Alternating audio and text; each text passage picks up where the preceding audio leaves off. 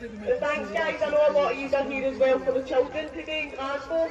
It's just to let you know guys that we're all staying here, we're starting to tour and we came to support these guys just as we're finishing up. But we'll be staying here to tour to raise awareness about the child abuse going on across the whole UK, and we'll be hearing from some survivors. Like we have Justice for Jace, that's Jace's gran here and his mama here. They're going to tell their stories. There's a few other guys that have came all the way from England to support the children today. If we could just give them respect and show them and welcome them here for the kids here. And thanks again guys for coming, and it's about our children. Let's make the day about raising awareness about the corruption in our governments that aren't protecting our children, the services that are set up that claim they're protecting them when they're exploiting their children as much as the people on the streets. Like we're here today to raise awareness that ultimately, regardless of what else is going on in the world, there's children suffering and they're our future. So if we can all come today and listen to the horrific stories, and it'll be sad that people are put out there, but ultimately it's the injustices is why we're here today, as they've nobody fighting the corner, they've a system who's let them down, and that's why we have to come to the streets and raise awareness. The only support and justice we're going to get is through ourselves, all coming together and fighting for each other. So cheers guys for coming, and you'll hear from everybody soon.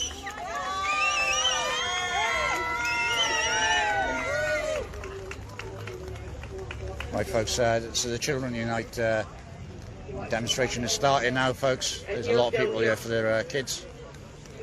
So, hi guys, I'd like to say thank you that's for Jill, everyone one of the organisers. today and so to stand for our children. For very many years our children have been abused and raped in the foster care system. Our children, some now grown adults, are still fighting for justice today. Where's the justice for our children? Where's the justice for the adults who was abused as children? Our governments do not care about our children. Today, we're also here. We all need to stand up now and fight and save our children. I'm going to invite a man I've only known for 3 years who gave me the courage to speak out, who gave the courage to allow my children to have a voice. I can't discuss my court case today because it's an open case. But I'd like to introduce you to wherever it might be. Joe. This guy is the one. Come on Joseph! Come on Joseph mate! My children a voice. Good friend of mine. We started this about 11 years ago. And the way that I look at it today, 11 years ago we won, well, sorry, we didn't, we won in 2017, the biggest court case in Europe. We were all raped and abused in children's homes in Northern Ireland. We sued the Irish government, we sued the Vatican. That was a big case. We changed 127 laws to protect children from being raped and abused. No, don't clap. Yeah.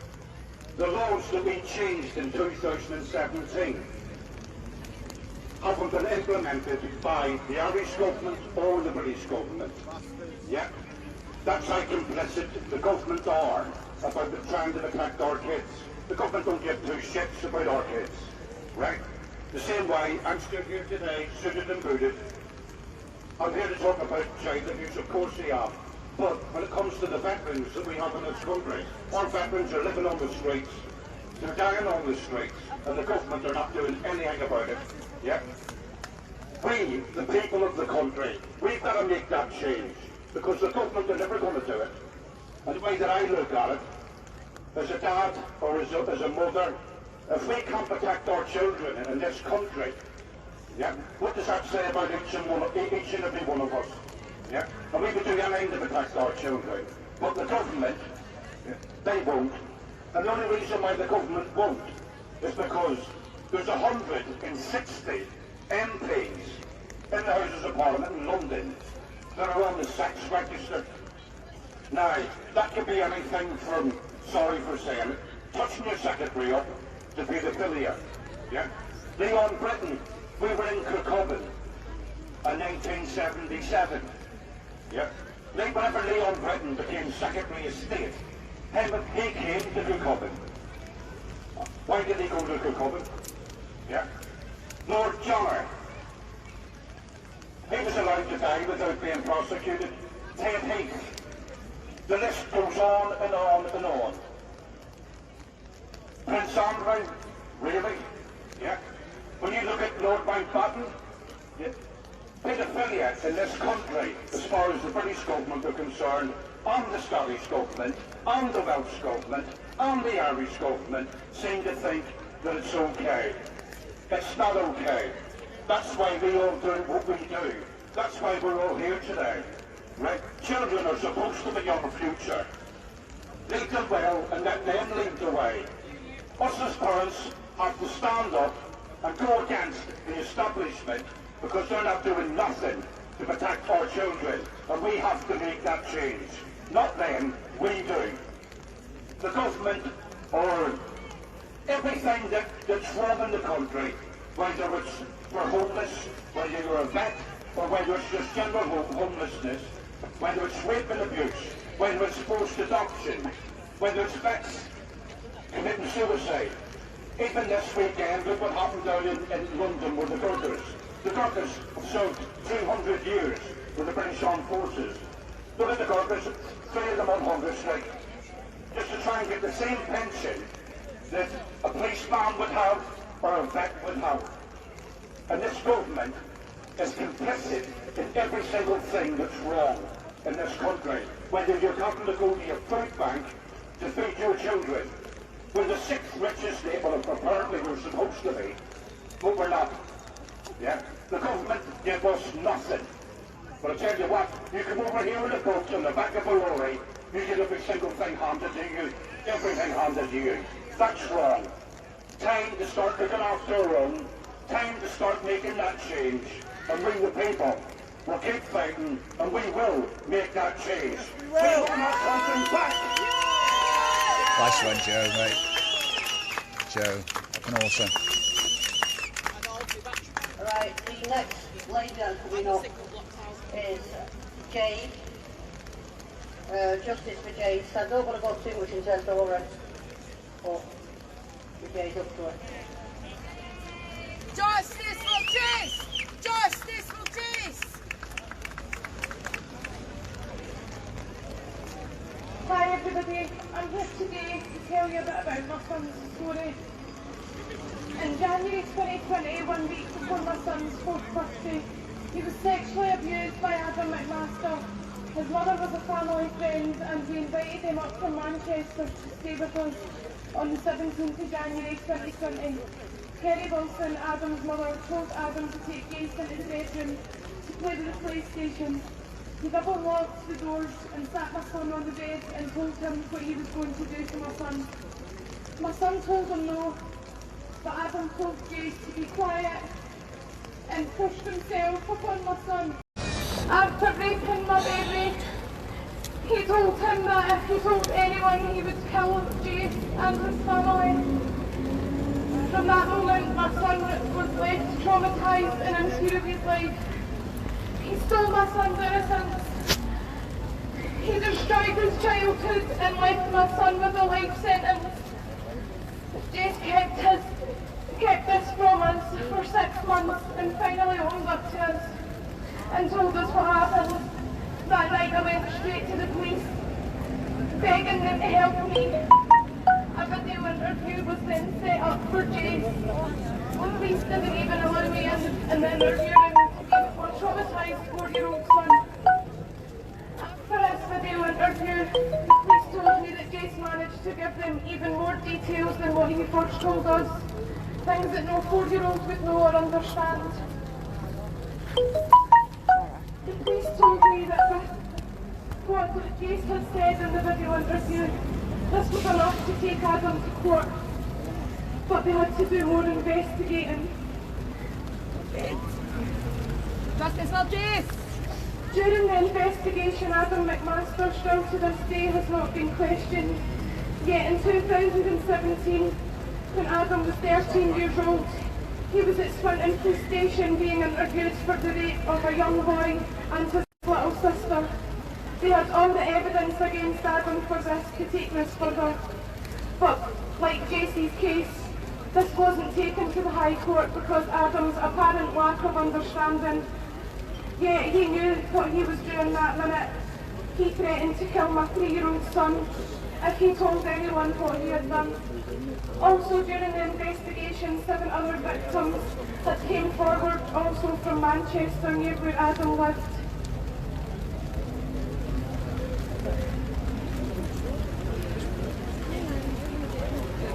Justice for Jace!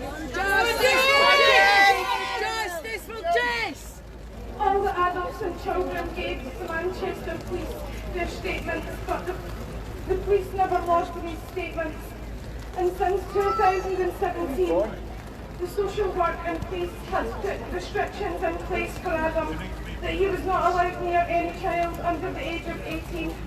His mother and social worker failed to abide by these restrictions and allowed Adam to mix with other children in the street, and allowed Adam to come up and spend time with us in Scotland, knowing that my sons would be at their grandmother's house. They put my son at risk. The Scottish justice system have failed my son. I have appealed the court's decision not to take it to court. Twice I have raised my concerns of Adam being free to walk the streets. Is it going to take for him to kill a child for them to finally do something about this bedroom? We have been in contact with the Lord Advocate, but this Lord Advocate is now stepped down, and my mum is dealing with the new Lord Advocate. She has also had phone calls back and forth with Adam's social worker's manager. She told my mum that it was her who done the report for the CID, and that they were not saying that this did not happen to Jace. They know something has happened, but they feel like Adam would not cope being kept behind bars. How do they think my baby's coping? How do they think all the other children are coping? My son used to see a counsellor once a week, but that has now been stopped due to lockdown and it's never been continued. My son wets himself every single day. He has nightmares, thinking that he can see Adam's face in the ceiling. Every night he's terrified.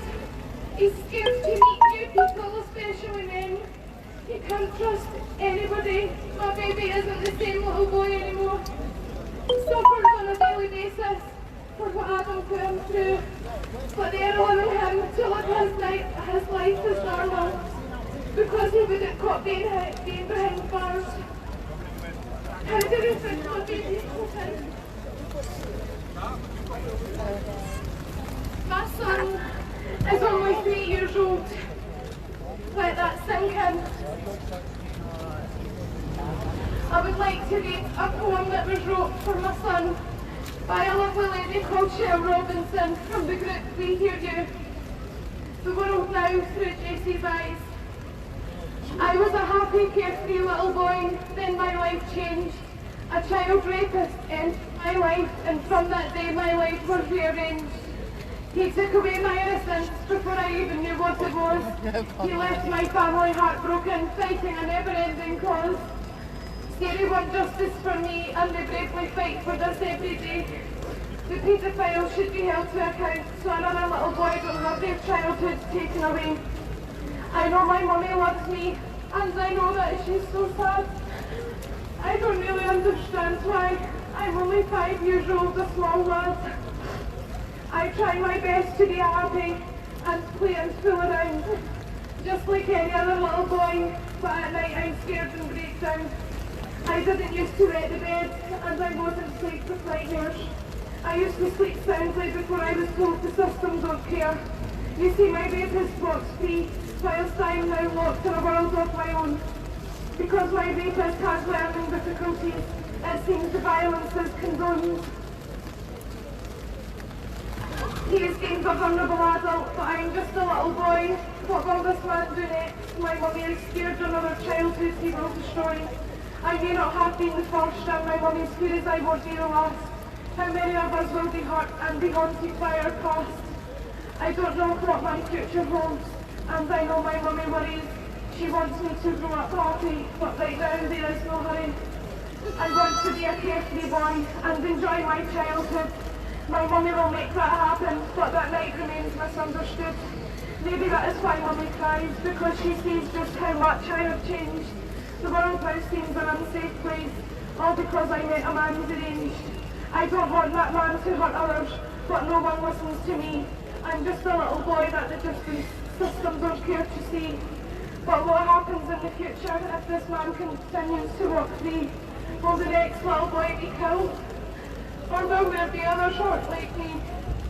I know my mummy wants him in jail, and that means he doesn't walk around free. I think that is a good thing, because he can't do to others what he did to me. It's not nice having nightmares, and it's not nice staying in bed. It's not nice not being able to trust, and it's not nice remembering what he said. Mine and mummy's life has changed, but his remains the same. He hasn't been punished, and he hasn't been told he's to blame. If he doesn't think he's a bad man, then mummy worries others will be hurt. He's told he is beyond the law and can carry on being a pervert. One day I will be a teenager and eventually a grown man. Will I be haunted by that night? I know that's not in mummy's plans. So she will carry on fighting for justice, and that makes me so proud. I know she really wants me, and she goes out of her way to shout that out loud. Still, I want to also be happy, but that day meant everything changed. Will everything ever be normal again? It seems everything has been rearranged. I'm still that little boy, there's still joy in my soul. That day may have changed everything, but he doesn't deserve to have control. He may be beyond the law, it seems, and justice system's a joke. But I will be as happy as I can because my family isn't broke. My mummy will always love me, and that fills me with joy. She tries to make everything better because I will always be her little boy. Be it now or in the future, she will always do best by me. So that day doesn't have to change everything because my family still sees me and her as I am in the world, and she is by my side. That will always be the case, and we can all live on with pride. Justice for Jace! Justice for Jace!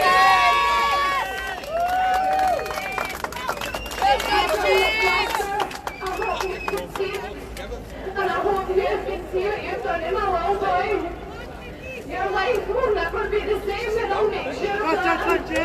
I'll make your life hell until the day you look away.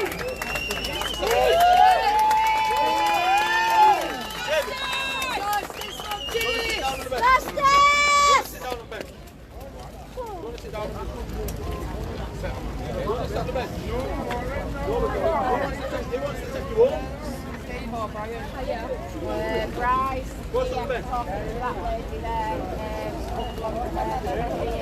What's on the bed?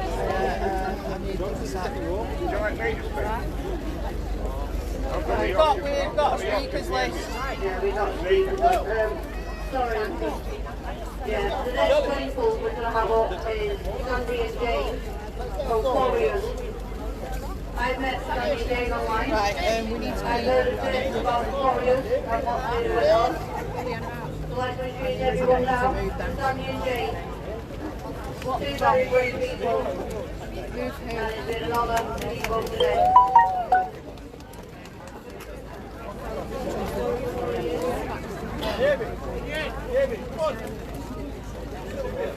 Hey Jane, hey Sandy.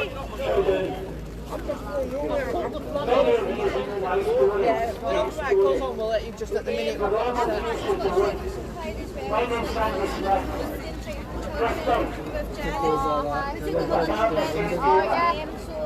I'm doing this for kids, and I'm one of the kids. We met each other. I used to be We started school. We need to get this on.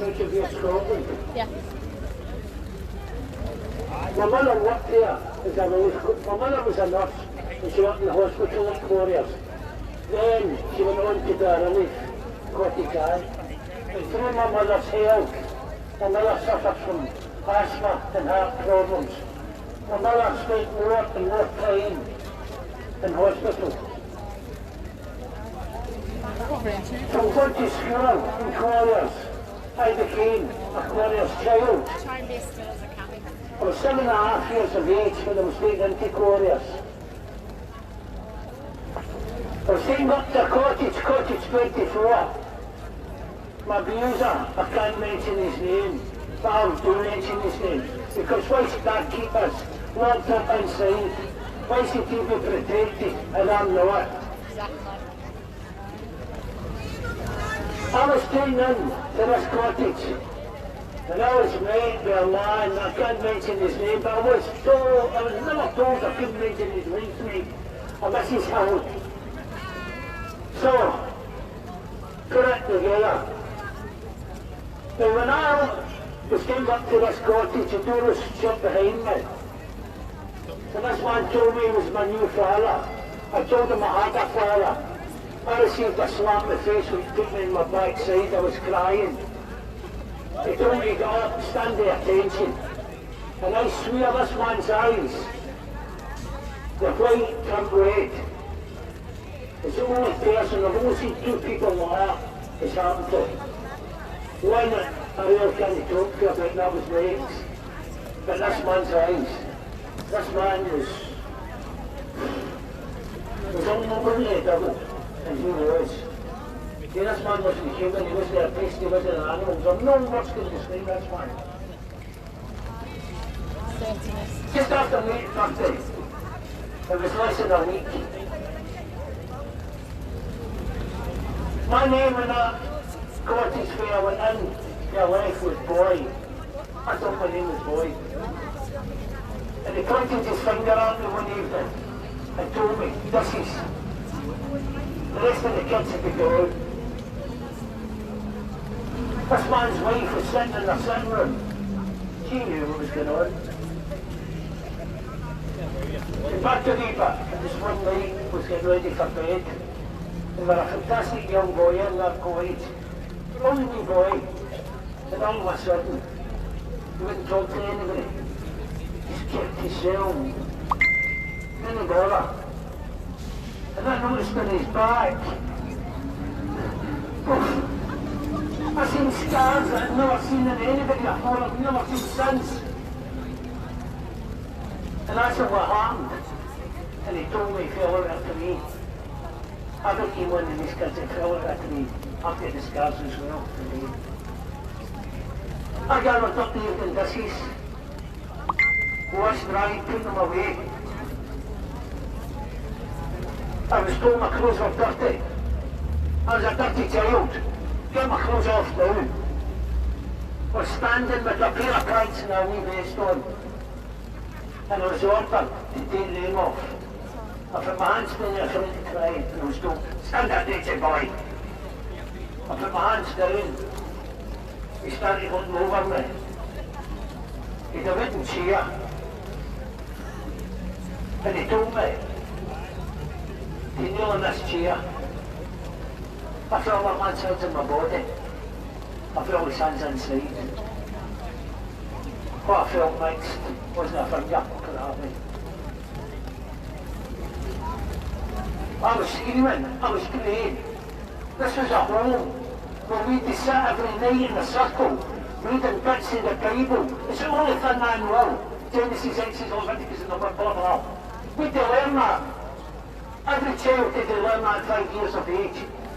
We'd be sitting there in a circle, and you'd boy, you boy, open your Bible, verse such and such, you read through there. We'd read this.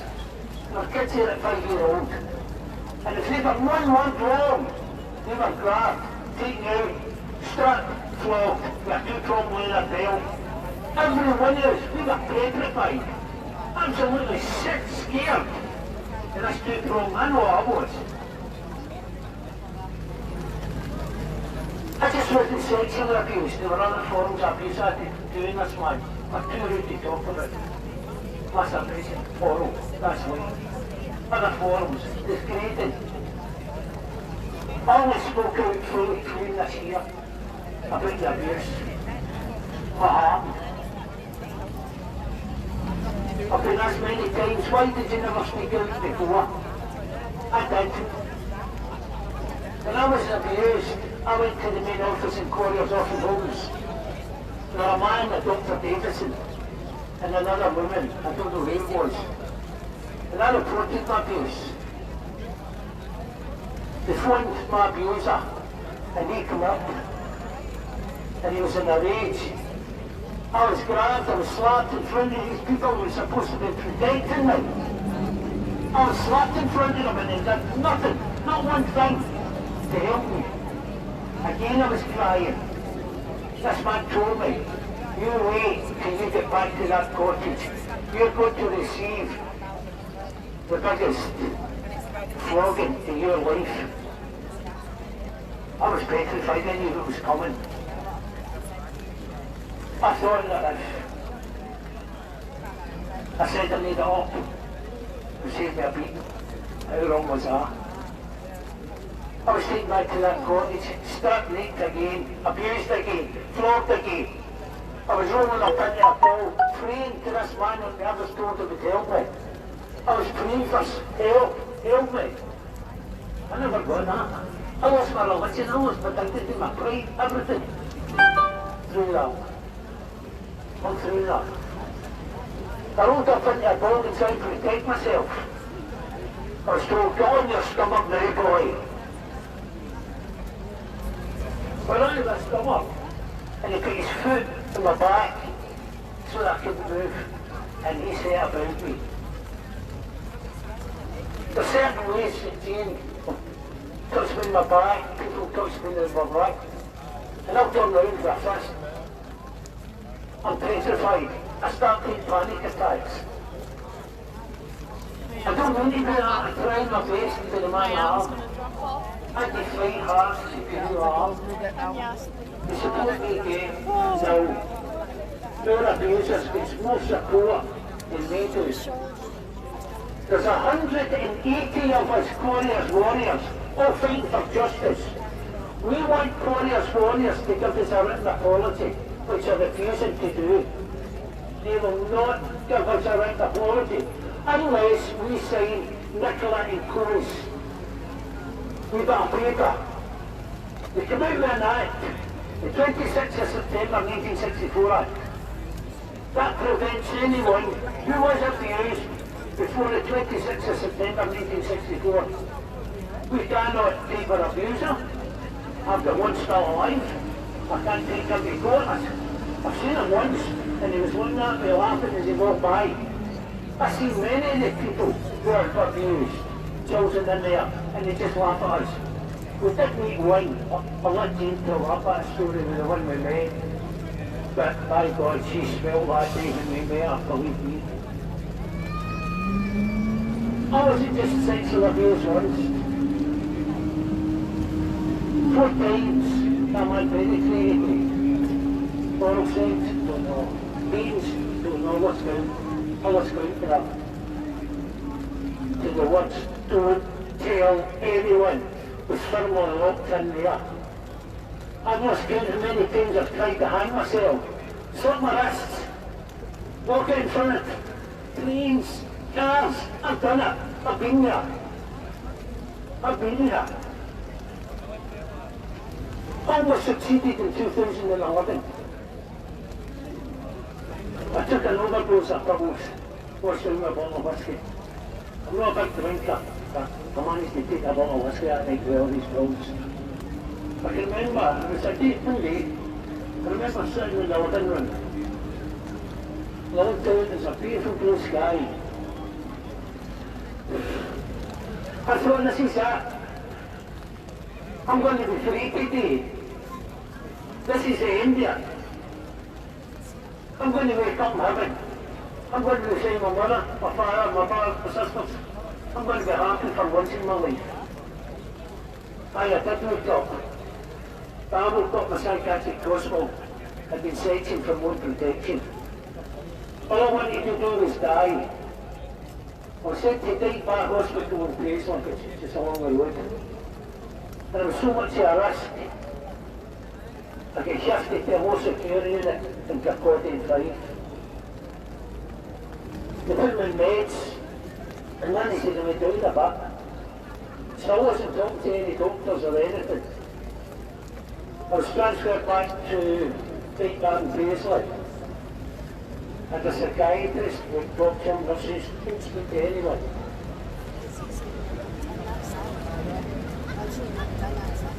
There was an amazing band called the Buddy Beat, an African drumming group. They never come in. And for the first time I seen this wee advert about this backman. And I've been involved in music business, which is another story. But I went up to the nurse's station and asked, was this a band that was coming? And they told me it was an African drumming group. I should go, they'll support me. I went along to the door that day. I heard the drumming in it. And it was good. And I went down to the door of that song, I stood, and I was inside, I was petrified. And I just looked through the glass, and I was looking at everyone that was inside. And I still don't know why, but I managed to get the courage in our hand, and it's the best one I've ever done. Anyone wants to get in contact? I met an amazing woman. Her name was Jane Bentley. She's a doctor of music, and this woman was amazing. And she turned around and she asked the people. She asked me my name. I told her that. So she says, right, does anybody want to tell Sandy a story? And I heard stories like these. Some are worse than me. And I'm up to hell, believe me. I've heard stories that's torn me apart. There's a young girl speak to just there and now. I praise that heart, because I know what like it is. I've been there. I've got a t-shirt, I've got scarves. In this group, when I heard their stories, I decided that day I could either keep going the road I'm going, or change my life, do something better. Between October 2011 and March 2012, I suffered 2 mini strokes, 3 heart attacks, and a complete nervous breakdown. 7.5 months I spent once I get back to Paisley to try and live out my life. I wanted to make something. Just the last few years in body. I'm 7th in September, 7th December, Christmas Day. I just wanted to give the remainder of my life a happy life. And I fought hard for that. I still wake up at night screaming. I still cry. I still remember moments. I still say things I don't really say. Bear with me. That's tattooed into me. Not the forehead. That's inside in my head. I just wish I could go to bed some night with a good night's sleep without thinking about that.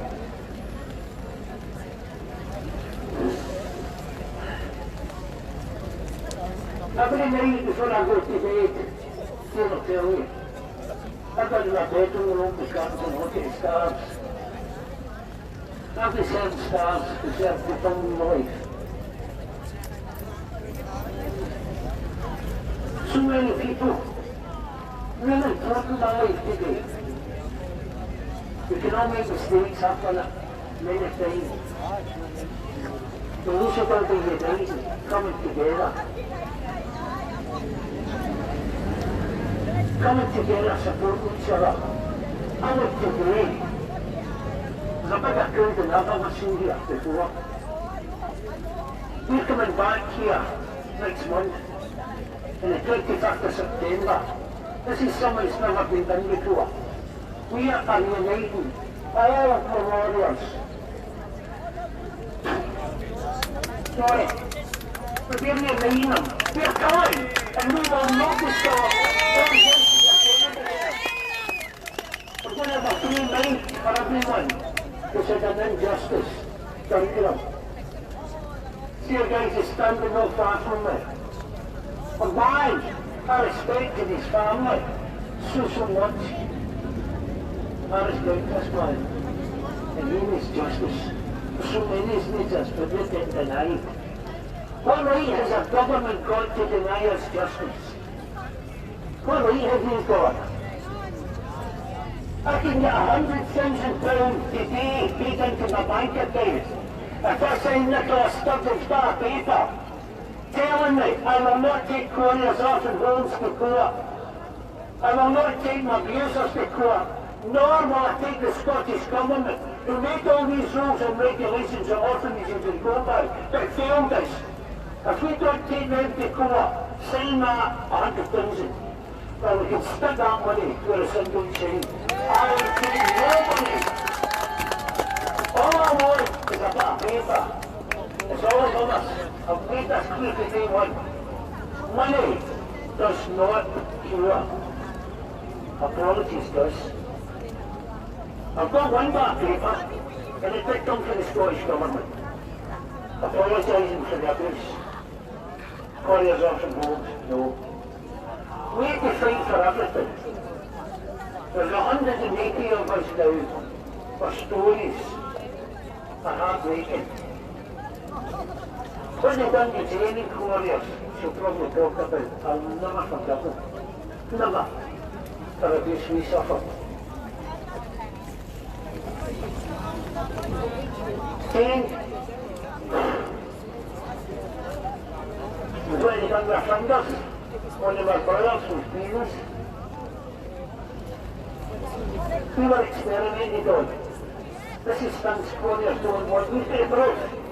Designer children. Jane was a designer child. Because somebody wanted us. Little Brazilian girl. Must have blue or brown eyes. Must have been 6 or 7. That's designer children. There's so many of us. We were taken out. We don't know who by. Quarriers has lost all the records as same as everything else. My records have none. So it's pretty hard for me fighting a battle. And I'm not the only one. There's many of us that Quarriers has been making my records. 7,500 children Quarriers orphan homes sent to Canada over the years from 1800 to 1948. Canada closed the doors on this. Quarriers destroyed all the kids' records. Every child from 1800s, Quarriers received £100 for that went up every year. So if you go back to the 1800s, 1888 that, look up how much £100 was worth then. Every year, when these children were sent to farms to be raped, abused, child slaves. Tonight, asses, go on YouTube. Just go on YouTube and type in British home children. I've got an amazing friend called Jace. And she's trying to unite families. The stories you'll hear is trigger warning. One of our brothers went missing over in Canada. They didn't know where he was. And they found this child. The wee rat. Go on here. So anyway, this child was found. He was found in a coffin. Too small for him, bent off. His body covered in pitchfork marks. Thousands upon thousands. His hands, his feet, eaten off with frostbite. He couldn't go and work. The farmer lost him and stabbed him to death. Put him in a coffin too small for him. And threw this coffin in a cake of mud and rot. Another child was found dead in a bed. His hands, feet, head off with frostbite. Couldn't run for the toilet. They cut a hole in the mattress. These are stories. Ashes tonight going. Go on to YouTube. Look, British home children. Canada closed the border to these children. orphanages need money. We want money. Every child, and it's still going on today, every child is worth money. That's all we are, money. Your government, you're nobody, you're nobody, you're nobody. Because they'll come out in the streets and go, aye, you vote for me. I've been there, I've worked with SFP. I know what you do. I was taught. If you're out in the street and there's somewhere a child, go for a child, try and go in a camera, not good. This is things that they're teaching up there. I speak out of witness today. I'm condemned. I was threatened with SNP. I had people teaching us for witness. If I keep talking about the construction, then I'll know. Nobody's going to stop me. Nobody. But if I speak out about Nicola, that means I can go on missing. I get surrendered in missing. All in a crane. You don't know who that is. Look up for SNP. One was found dead. The two golden ones. And he's dead to the top of his head. Still conscious. Taken to hospital. They were fantastic women. One again, she was a true campaigner. And she wanted an inquiry for us. And she was denied it. And it was put down that Wally. If they had done themselves, saw himself twins through the head, moved the scarf to the seat to another scene, then moved it back again, then put the gun under the car. He was going to name and shame every paedophile in the Scottish government because by Christ after pensions are free. I know it's happening up there. Another day, people like me, we end up dead.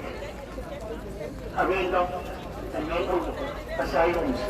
Because I've seen many men on the show. I listened to a man who gave me courage. Robert Green, he fought for the Holy Greg.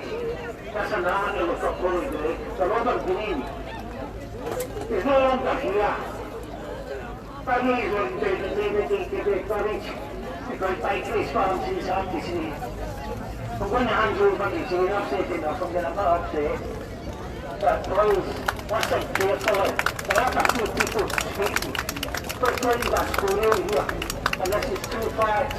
Because one day it could be your child, and then you'll be one to support. So these are our respect and respect things, not just for us, but for every speaker who comes up here.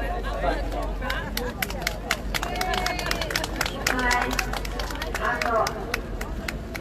I'm not as good at speaking as Sandy, I suppose. A lot of stuff that I have found out about myself came through my second Roman records. But the stuff that I can never forget is embedded. What I remember, I don't remember anything under 85, but I know I was sent to Quarriers when I was 3.5. I moved from one cottage to another cottage when I was about 7. That's when my abuse really did start. I'm not going to go into the details, but I was sexually abused by the PE teacher. And in my cottage, we didn't have a man. We had 2 women. We had a woman and an auntie. So we had to call them Mummy and Auntie. You think you would be saying, what harm could 2 women do you? Let me tell you, they can do more harm than you imagine. Her name was Dolly McKillop, and she was just pure evil. She took a thrill out of beating us, about taking us to her bed, about making us touch her in places we should never touch ourselves. She would encourage boys in general. We didn't have boys in our cottage. And she would stand there and laugh and point to the different bits of the body. I was only young, I didn't understand any of it. But when I was about 4, that's when they decided to make me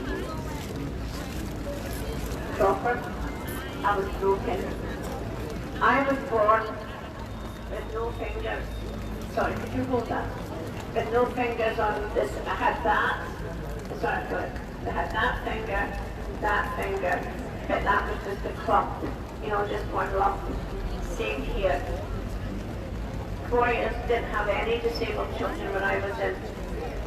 So I was sent to Yorkville Hospital, and over the months and over the years, they decided to stretch the bones. So what they did was to cut in between each knuckle and thumb.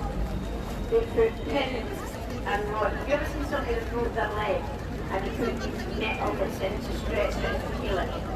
That's what they put on my fingers. And every month they'd stretch the bone as much as they could. But in between that, I still have to be a poster child. I still have to stand pretty and smile. What you didn't see was the young ladies had to wear white gloves. So in the picture I'm standing with this hand under this hand with the white gloves on.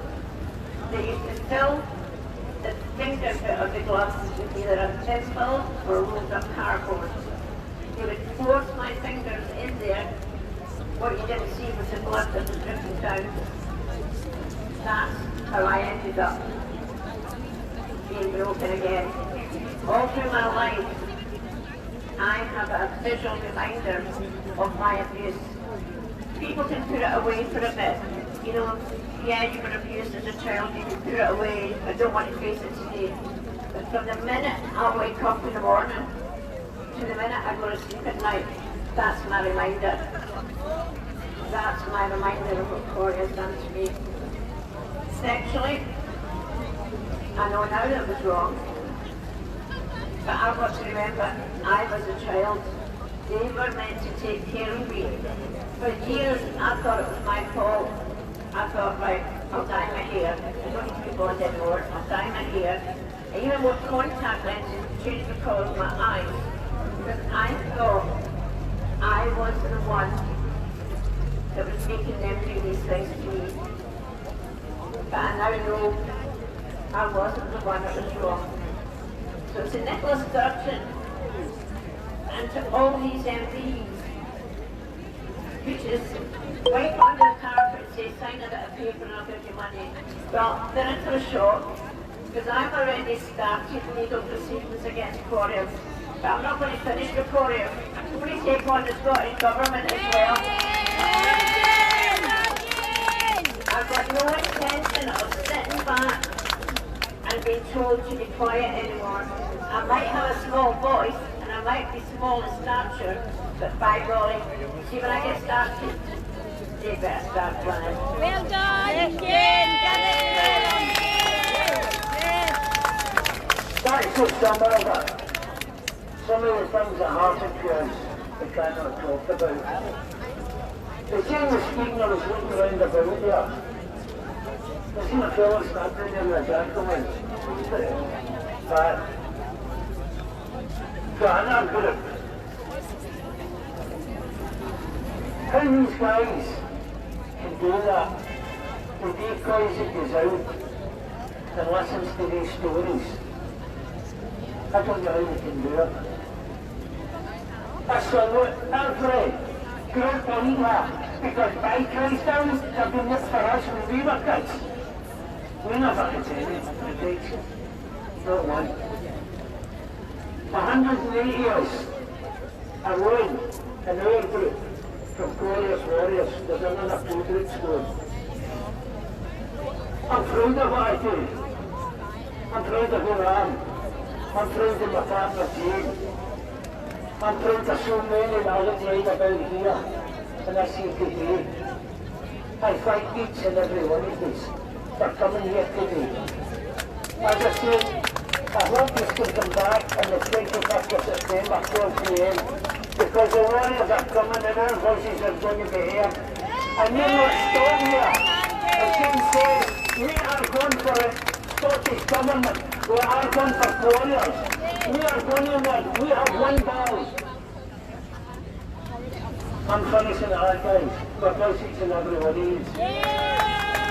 God bless all enough teams. God bless you. Keep Quarriers,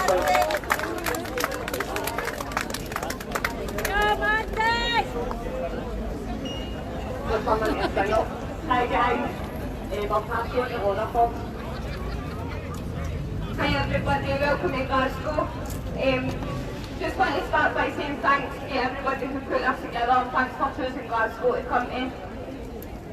We started campaigning 7 years ago where we realised Scotland had a massive problem with grooming gangs, massive problem with child trafficking and paedophile rings.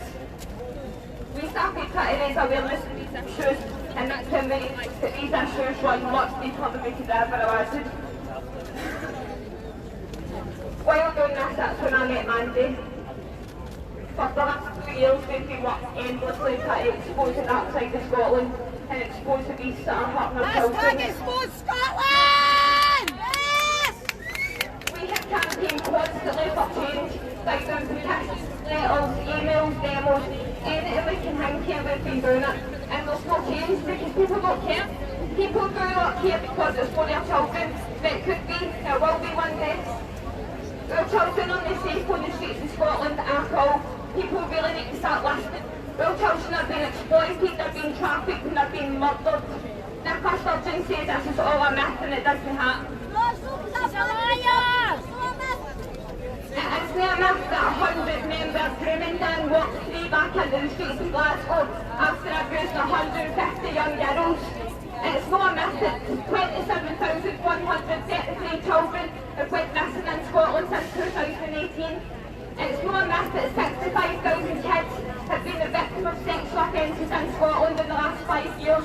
And it is not a myth that 282 children were trafficked from Scotland between 2012 and 2018. This is real, guys, that is happening. And now's the time to unite and break the silence. Until our country is a safer place and change has been made, we'll continue to raise awareness and support survivors. We will never stay silent so that they can stay comfortable.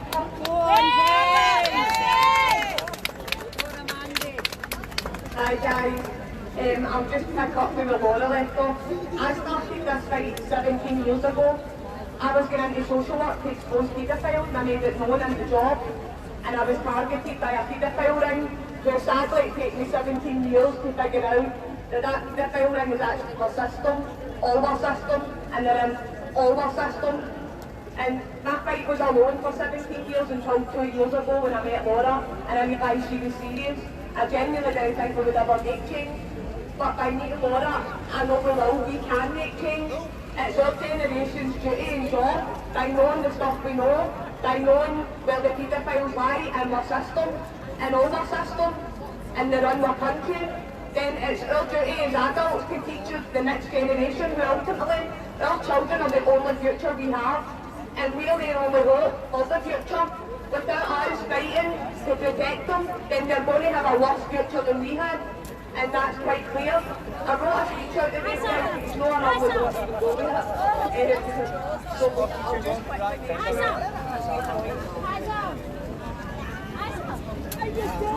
So, like Laura says, over the last 2 years of doing this, me and Laura came across many survivors and many victims of horrific crimes, and all of them have the same complaint that our system is not protecting them, that our system is not giving them justice, that our system gives them false hope and pretends that they're going to get justice, when really they just keep traumatising them over and over and over again. Hence why we have people that are broken, why we have homeless in the streets. These are the people that our system has destroyed and then left them to rot basically because they hold secrets about our system. The institutions in Scotland, we raise awareness. There's a child abuse inquiry going on when it's found every single institution in Scotland is guilty of raping, trafficking, abusing and exploiting their children in various different ways. Me and Laura have done research, we've done investigation work, we've found that there's thousands of children lying in Scotland, and this is just Scotland, thousands of children lying in unmarked graves who are victims of the very people that swore to protect them, that took oaths and stuff, like the police are taking oaths to protect our children, but they're not honouring their oaths because we don't see any protection, and when we go to stories, it's the same story, time and time again, they disappear in the system. And ultimately you've heard me talking about our countries worldwide are run by a satanic system. I just wanted to explain a wee bit about that today when I say Satanists and satanic. Satanists are people who like to inflict harm and they like to cause fear and they like to have you in a state. This is our system. Our system constantly inflicts trauma on people. They don't support them. They constantly leave them in the system. They send them to all their resources. They probably abuse these people. This is what I mean by satanic. They're Satanists. They built this system to protect them and them only. They built it to control us. This is where the Satanism comes in. It's built to control us, to keep us in order, to tell us what to do, to control right down to we're poor or rich. This is the system that was built to protect them. The justice system in Scotland, we've asked you to research it. There's a massive paedophile ring in the justice system in Scotland. Now, how are we ever supposed to get a paedophile prosecuted when the paedophiles are running our system? The paedophiles make the laws, they are the law, they create the laws. So that is why we shout for we need common law, we need people to stand up for the children, because our children are the only future we have. And if we want to break the silence, then this is the generation to do it. Ultimately, the generations of the children, they were silenced, it was swept under the carpet, nobody spoke about it. But we're not afraid to speak about it anymore, so we all just need to get together and get louder for the children. Make a safe space for survivors and victims to come forward and tell their stories, and we'll build cases against them ourselves, and we'll take them down ourselves, because we've got enough cases between us. Probably 90% of our populations are surviving a satanic system, because they've been through the system their whole entire life, and we have a chance now. Regardless of what they're saying about COVID, we've got children being raped and abused and tortured in our country every single day. The care system that are the ones that are doing it. They're the ones that are the biggest rapers, abusers and traffickers. They see our children as pound signs. They pass them to authority, and ultimately it's about how much money. And like I said at the end of it, they're thrown out in the streets with drug addictions and alcohol addictions, and there are no credible witnesses in court against these people. This is what we're trying to change. We need to change it. We need to get strong witnesses and take them to court, like Sandy and Jace, like 4P guys, 4P silence. Get them in court, take their cases to court, and take them through the court.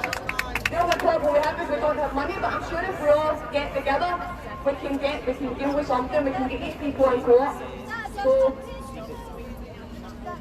we'll get there, guys, but ultimately we just want everybody to start standing for the children. And I'm going to pass you back on to Laura for a wee bit about the grooming gangs in our city at the moment.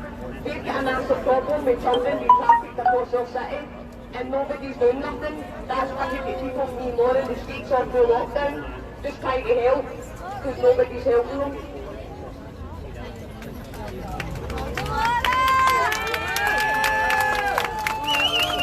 Everybody talks about the Rochdale grooming gang and the 3 girls documentary. Nobody ever talks about the grooming gang in Scotland, because nobody knows about it. It's never been made public. Once it's been made public, Police Scotland kept it secret to the public because they didn't want to put anything at risk. It was in fear of racism, that's the only reason why they kept it secret. And it was actually a Daily Mail of people that exposed it. Operation Cotswold happened in 2011 and 2013. Operation Dash happened in 2013. And Operation Sarah happened in 2016. This turned up over 200 members of these grooming gangs and over 100 victims under the age of 16-year-old. One of them ended up pregnant. 100 of the members of the grooming gang were allowed to walk free back into Glasgow City Centre, and it's never been made public. Why? We will have our duty to protect our children. Should we reward this shit?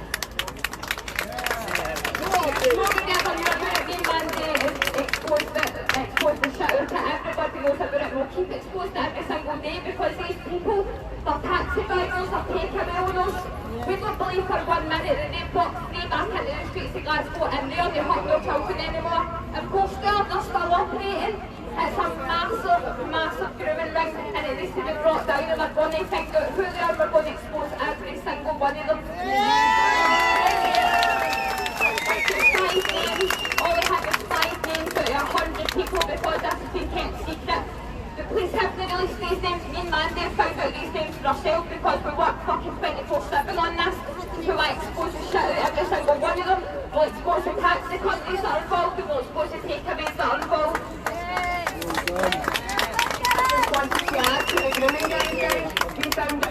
made public that it was 3 years the mainstream media and the Police Scotland withheld it for the public. I done further research and there was a story 11 years ago at Glasgow University about that same grooming gang. So it's 11 years that they've been at least operating in our country. So we have no idea the scale of that, but it's much, much bigger than they're making out. And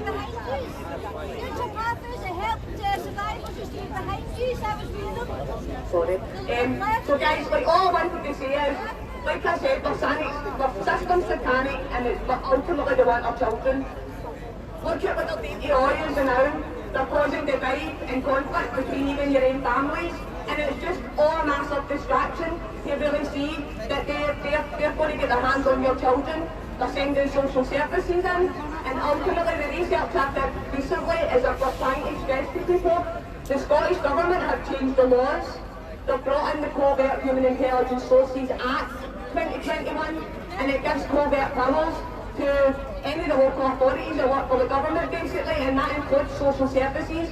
They can come into your house and lie, and they do it anyway, but they can now do it by law, and that's why it's so important that we need to raise this awareness and let people know the laws are changing where we're all distracted and fighting each other, and ultimately they are going to come in and start removing children through your schools, through your keep talking to your children in schools, etc, and then they'll be in your homes, trapping your door saying, we heard that you're arguing, etc, This is where they're going with all this stuff. And I've read all the teaching documents that can spot this stuff, that can take your children aside in schools come September and ask if your family's been arguing during lockdown and stuff. Of course families have been arguing because they know, and there's been no support in the services. But ultimately they're going to use that against Jews now to start removing children.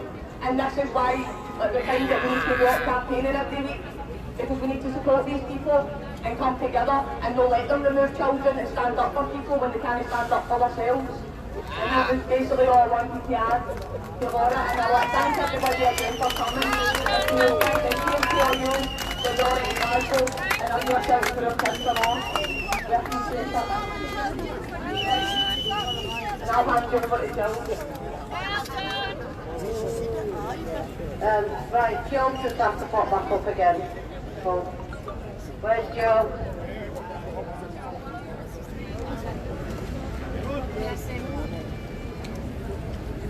All I want to make people aware of, if anybody doesn't know our case, if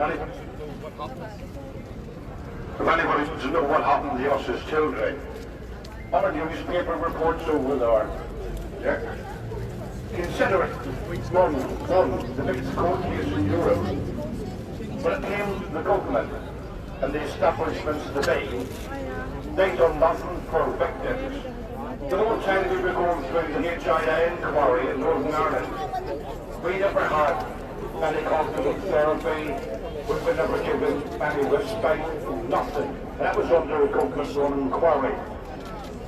They got you in court, it was a closed court, and you done it, and as soon as you came out of court, off you went. We had to go back to Northern Ireland twice to do, because our case was that big. A lot of the other victims, there was 533 of us came forward in Northern Ireland. Between 2017, 60 victims committed suicide because it's like opening Pandora's box. Altogether, when we won the court case in 2017, 19 victims committed suicide. Now, the government won't tell you that. But what I'm going to hit on, is that with numbers, anybody can go on the HIE website. I'm 218, and Bobby's 219, because all we are is numbers. The priests and the Christian brothers that raped and abused us are numbers, because it's a protective case. The perpetrators that raped and abused us, like Sam, he would tell you exactly the same. They get more protection than the victims do. And how that is worked out by the government is beyond me. like I said, Sandy, you went through the same, son, didn't you? Well, the system is absolutely corrupt to the core. Yeah? Even though we won our case, like Sandy said, they can offer you £100,000 tomorrow to shut up, to say nothing. We ain't doing that. No chance. No chance. For all the folks, for all the little children, they haven't got that voice. I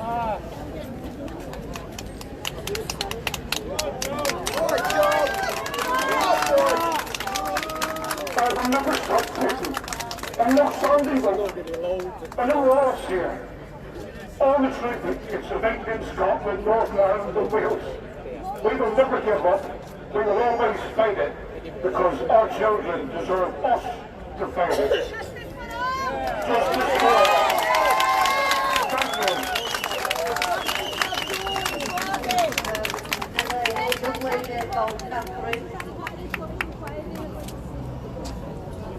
you. Wait until open mic. Hi guys, my name's Catherine.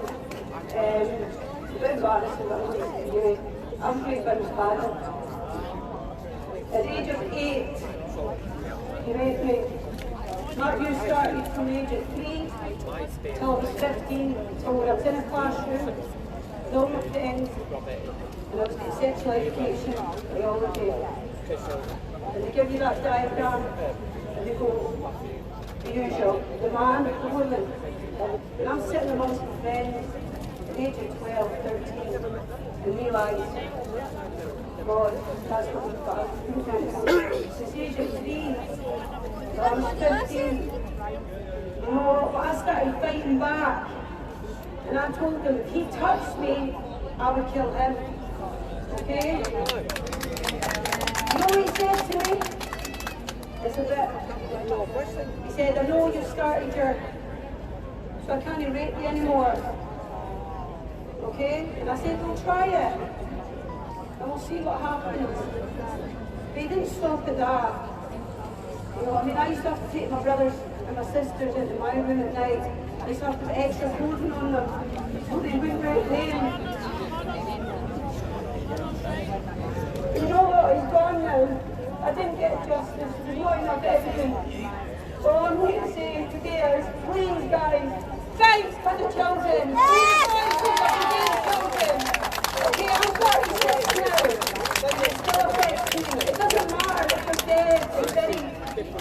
You know, they leave the scars. Look where my scars are on the inside. Okay?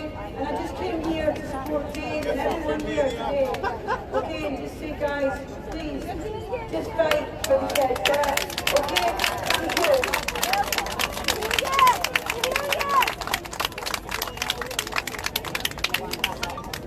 We've got one more. No, we've got 2 more before open mic. And then after that, we'll have a quick reunion if we do all of them. We'll have a mic.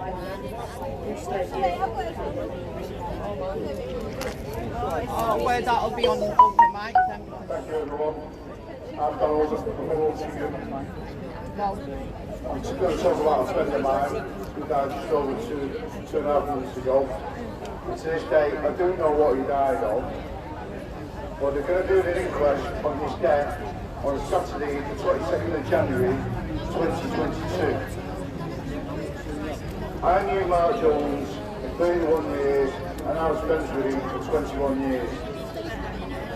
He leaves a son from whose relationship is 31 now, called Christopher. He was born on the 28th of February 1990. In the 90s, he had to have a 10-year court battle to fight for his son because his ex was an evil woman. Before and after Christopher was born, she didn't care about anyone or anyone else, even the son. She was just a sociopath, just a nasty woman. My friend, Mark Jones, has had a 10-year court battle to fight for his son. And he went to court 43 times through no fault of his because of his evil ex. She She broke all the agreements, and even the proctors had to view in the course as well because of her arrogance. Because she's so much up her own arse. She thinks that she's untouchable, that she lives in a big massive house in Bramhall with the other kids with another man. She just didn't care about anyone. And in the final court appearance, when the judge was summing in the hall for verdicts, speaking out, she had the rudeness and the audacity to interrupt the judge. And also, she argued with the judge. And the judge found her, if she didn't have it quiet now, you'll find yourself in social confinement. And she shut up there.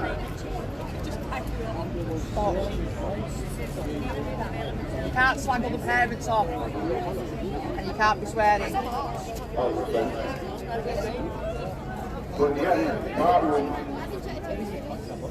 for his son. When Mark Harrison said, if I was there, that's never just there. I'm not even an hour or a murderer who would have featured things like that. Well, God bless you, Mark, the 4th-year son. Maybe gone, but I will never forget you. God bless you, mate.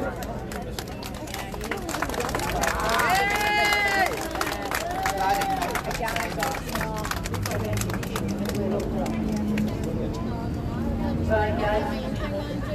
Before we go to open mic, I'm going to look into each one of these cameras and I'm going to ask you, because everyone stood here in this square today, we know what is going on to our children. Well, there's someone sat at home right now saying that the abuse of our children is not going ahead. Now, I come from Manchester, and in 2020, there was a report released in our local paper. I'm now going to read you this report. Now, those who know me will also work out the true links.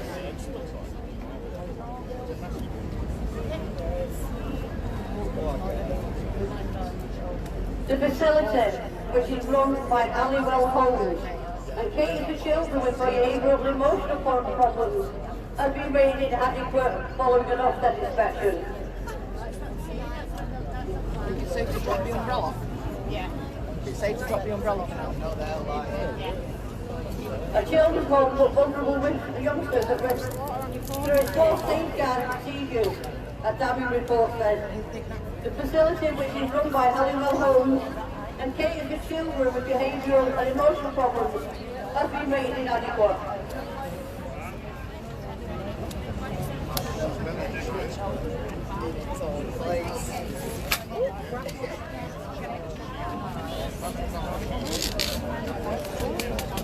Stockport Council actually confirmed at the time of this report that no children within that borough was placed at the home. So that means if you have a child from the Bury area, it could be over at Stockport.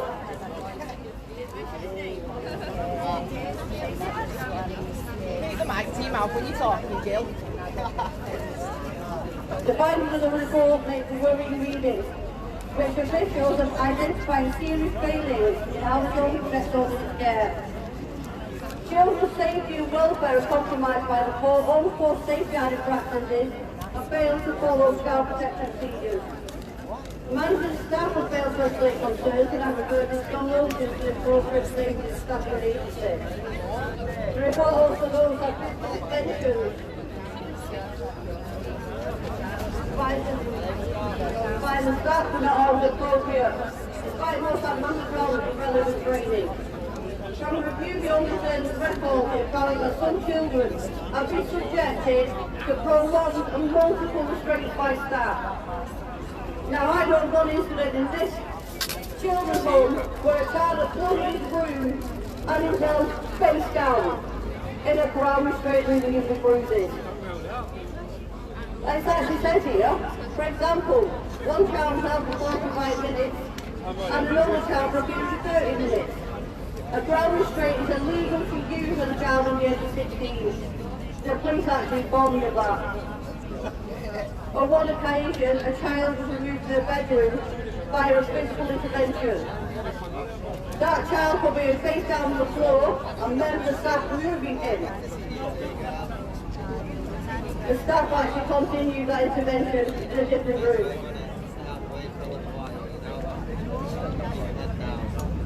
And some of these interventions include a member of staff removing a child from bedroom wardrobe. Sanction describes government as appropriate and duty. And staff remain unclear about what behaviours managers rapidly state. This is a children's role in looking after children with additional needs. Don't do shit for you. Inspectors found that children's health needs were not being consistently met, but didn't even receive medical advice where a child was going to be in bed. Now, some of you actually know my story. I cannot state my story right now, but all I'm saying is read between the lines. I know. Because one little boy right now, his mummy loves him so much I can't mention his name. But wherever I go, I carry him with me. I carry him right next to me because he knows he's safe. And one day, my son will come home. All I'm going to say is social service has been failing our children for many years and continue to do so today. It's time for more parents, more grandparents to get on the streets and help save our children because the government will not, so it's left to us. Save our children! No, we're going to vote for Mike.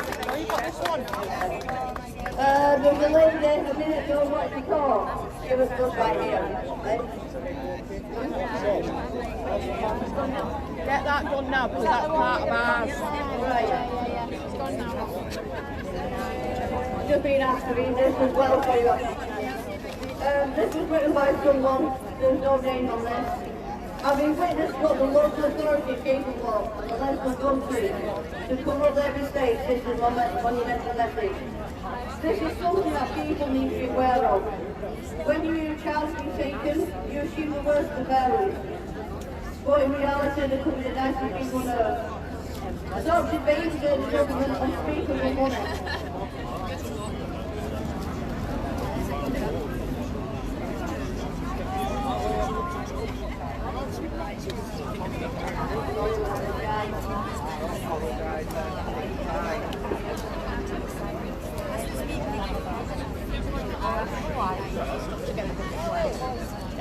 Imagine going through 9 months of pregnancy, just have your baby start weeks, days, hours, even minutes, or even seconds after birth, by a social worker or police.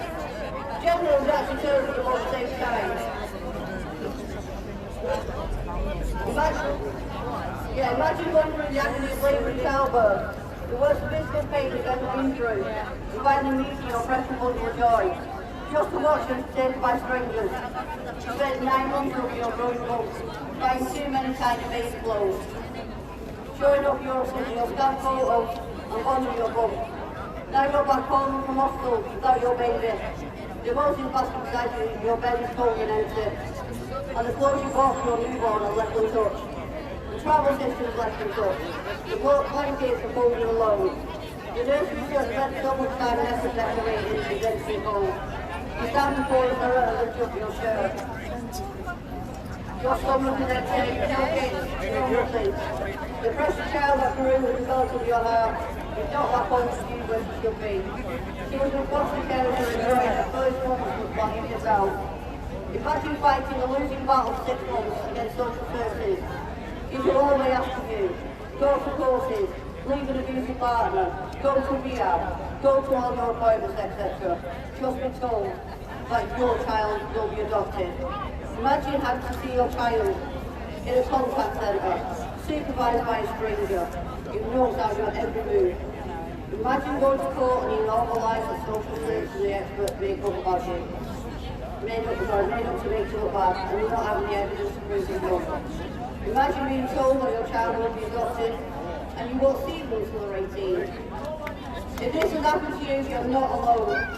Thousands of innocent mummies and daddies, good, law-abiding citizens, elderly mums and daddies, lose their chance to forced adoption, not because they're addicted to a child, but because social services make money and raise statistics. Your new If you want babies, perfect adoption material, these vile monsters. Social workers use their favourite excuse. Future harm or neglect. Because you simply cannot prove it, aka the crystal ball method. They hire experts to lie about you and accuse you of having this and that and the next medical disorder, even though they know themselves you are not ill. Anything to win in court. It's all about money. Open your eyes, see the reality for you. This is so wrong, so evil, and so disgusting. But it happens and has been happening for years. Stop forced adoption, stop punishment about crime, stop tearing happy families, spread the word, you are not alone. For our children now, we're all still here. We're not going to leave you alone. For every step you take, we'll be behind you. Because one day we will get justice for all our children. Yeah. Open mic. Does anyone want to say anything?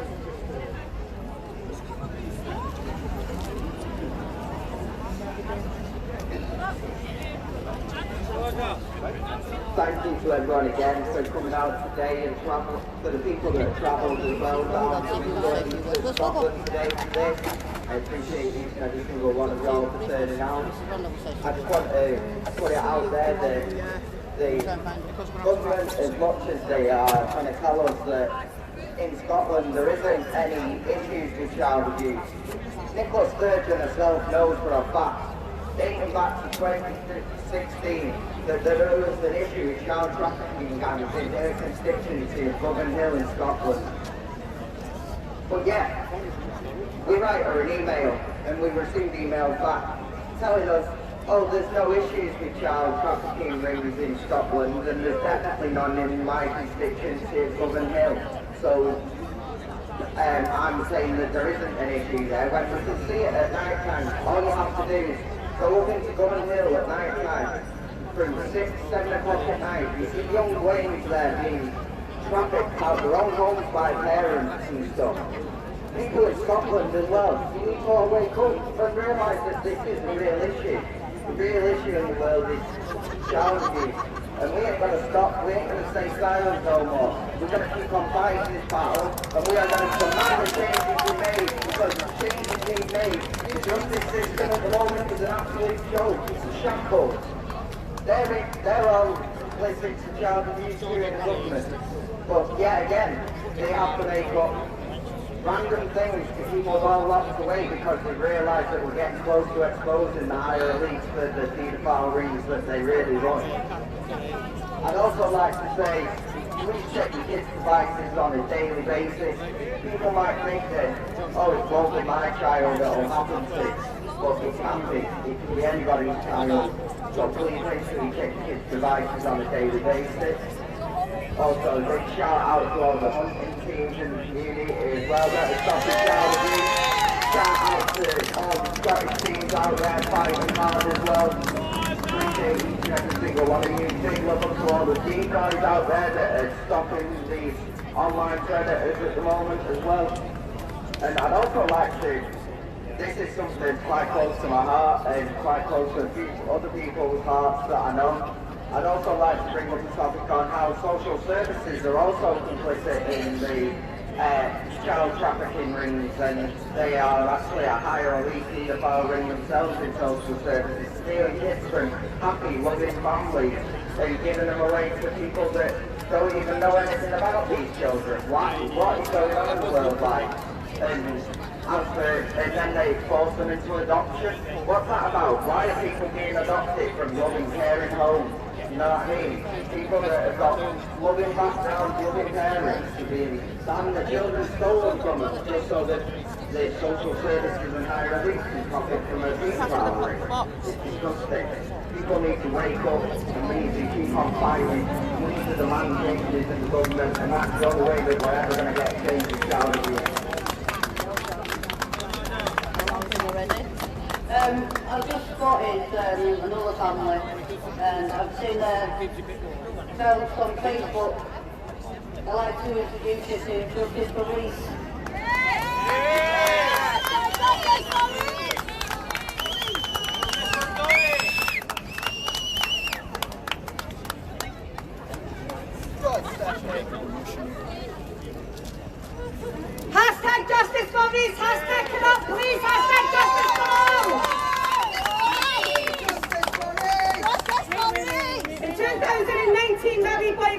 we went out to go to McDonald's.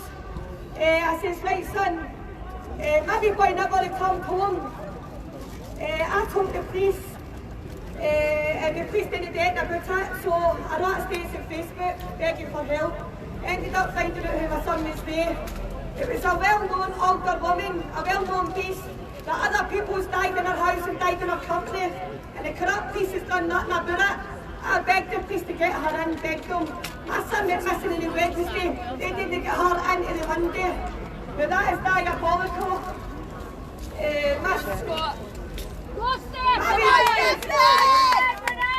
boy was found half naked to tell up one place. Maybe boy didn't have any eyebrows. Maybe boy did nothing. Maybe boy was unrecognisable. The killer still walks the street. 14, 15 whole days later, the police found Murray boy hidden away in the woods. The police then attached a rope to Murray baby, started pulling Murray baby 1,000 feet. Now people saying they're pulling your son to the cover of the water, but some isn't in water. This is pathways, this is beside houses, this is beside children, dog walkers, everything. The police are corrupt. 2 years later, I'm still fighting against the police. The police are very corrupt.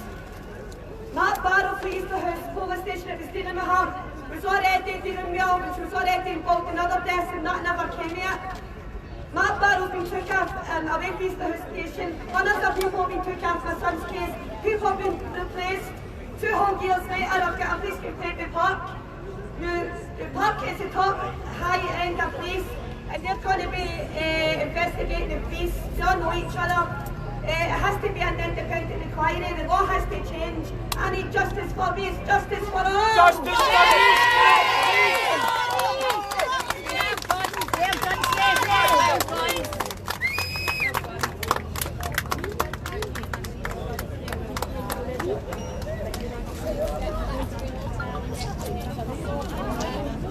Hello.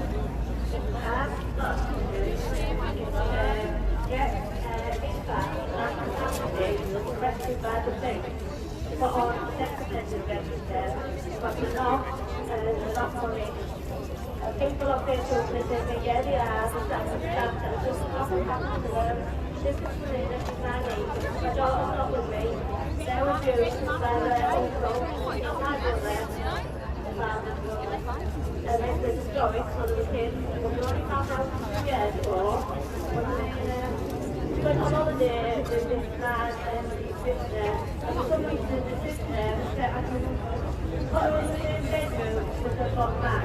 The sister wasn't aware of the abuse, but then had terrible flashbacks and visions, and that's what she remembered. And on the last night, she did not want to sit in that room with that man, separately. And because she wouldn't, she still looked at the key at her, but she wouldn't stay in that room. And when she come back, she come back and she said, kill herself, she said, 4 times to kill herself, and self-harm and everything, and we knew something was wrong, but she wouldn't tell anyone, but when she found it, it was a big man. Now he has a learning disability, he has smoking in the child, so it's non-verbal, he can't hear, and I've seen a document of the doctor, got a chip on him, and it said he had 5 learning disabilities. 5. So when he came out, I told my daughter, Rebecca, that the name said he was a big man, and my daughter said he didn't speak to him. That's the best I knew anything about it, and obviously we trusted him when we shouldn't have. We were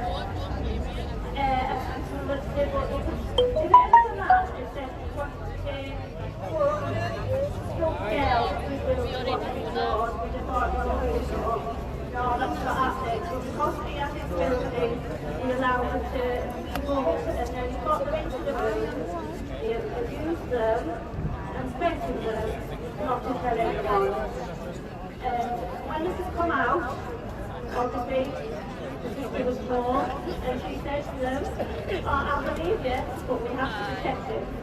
She called his social worker, who came out, and we were there. Maria's mum was there, and the sister was crying, please don't take him off us. And the social worker said, don't worry, the police won't do anything. Maria's mum, Andy, said, he's been going out by himself 3 times a week. And the social worker was more bothered about that than what he does to the girl.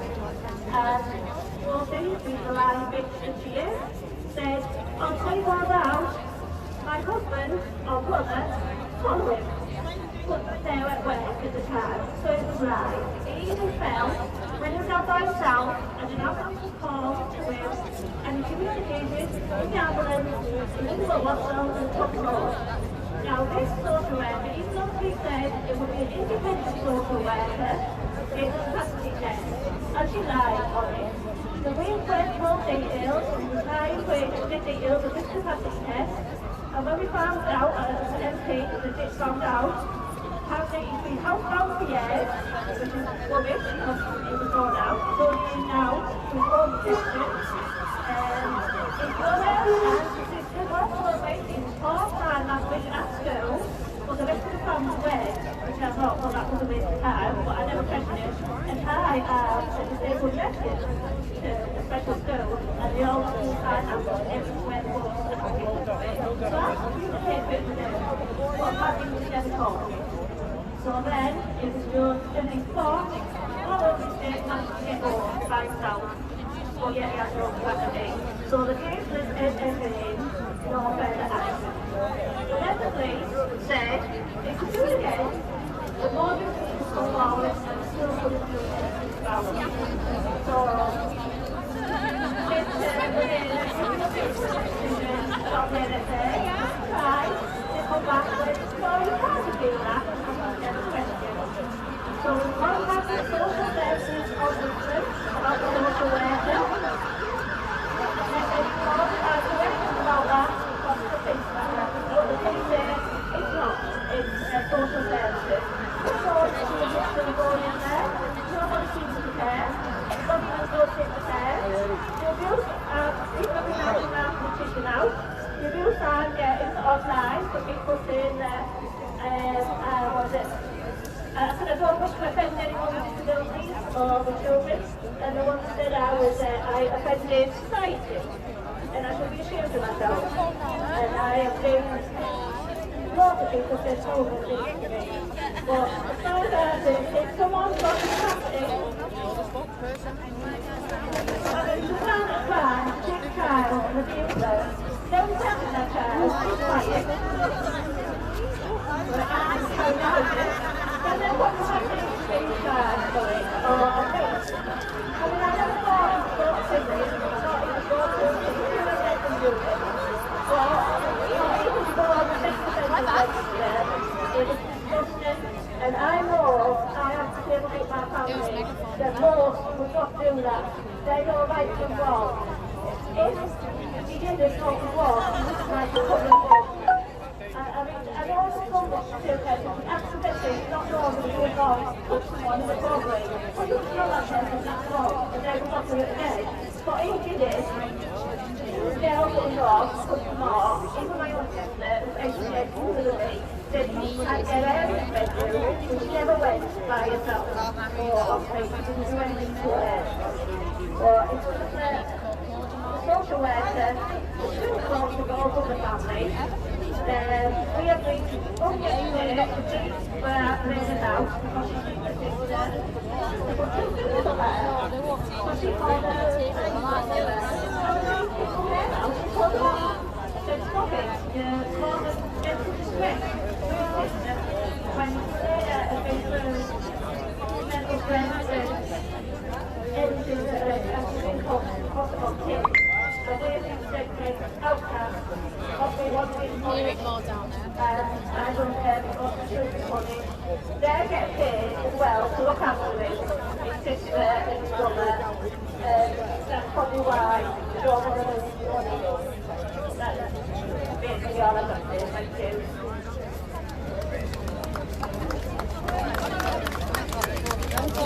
Yeah, come on.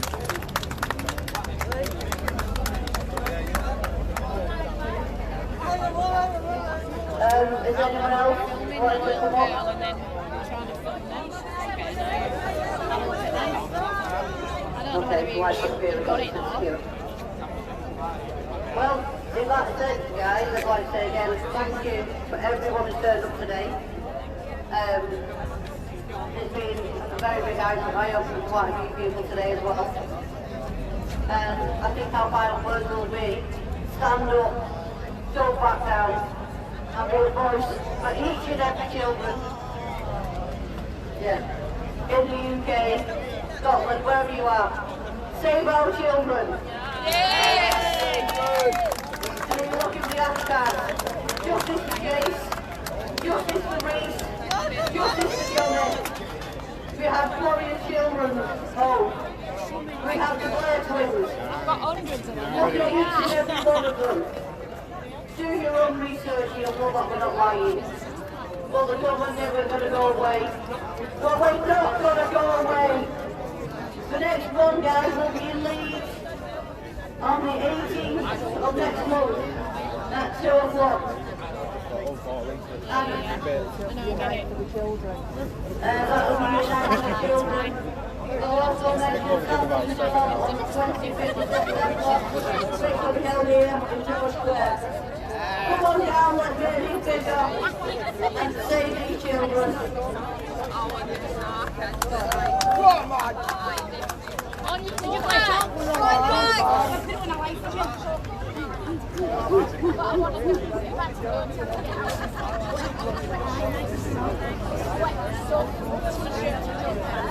See my finger?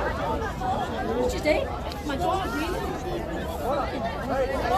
Nah, she's gone up yet. Wait, is that on? That'll stay on then, I don't need it in. Go Mag! Go Mag! I'm Mag.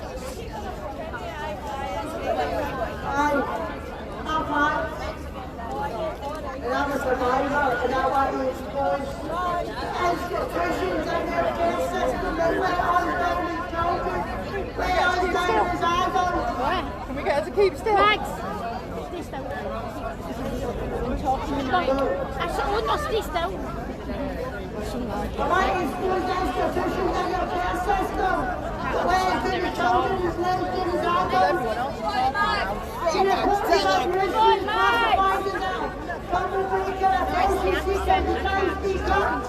Things that believe in. Yeah, don't believe in addiction because you can't have.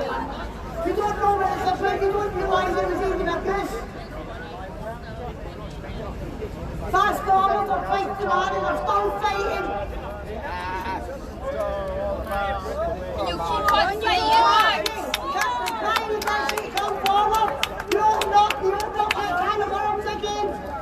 You left dealing with it, she's nothing harmed. I am in a position now, I got a left, the job is lying. It's let me do today. If I was a lawyer, did the man if he was dead, that's what you say to me. We're still left to them. You're not in a position, they will not take accountability. Not just me, a few other lasses that have people I've worked in, because I asked them to come forward, and they opened up and they've been let in as well. They told me I could go for the red dress bill. The red dress bill, they can stick up their arses. It's hush-hush money. You get a payment and you sign a waiver. I will not sign that waiver. Yes, Max! I want these institutions and the care system looked at me. They let me down as a child, they let me down as an adult, and I will not stay silent so they can take up to me. Found a big and power, hang your heads in shame. We're safe! Exactly. Finished. No, I'm not going to be talking. No, yeah, we're finished. We're finished, right? I'll take the mic too. Right, thank you guys. Thank you for the mic. Bye.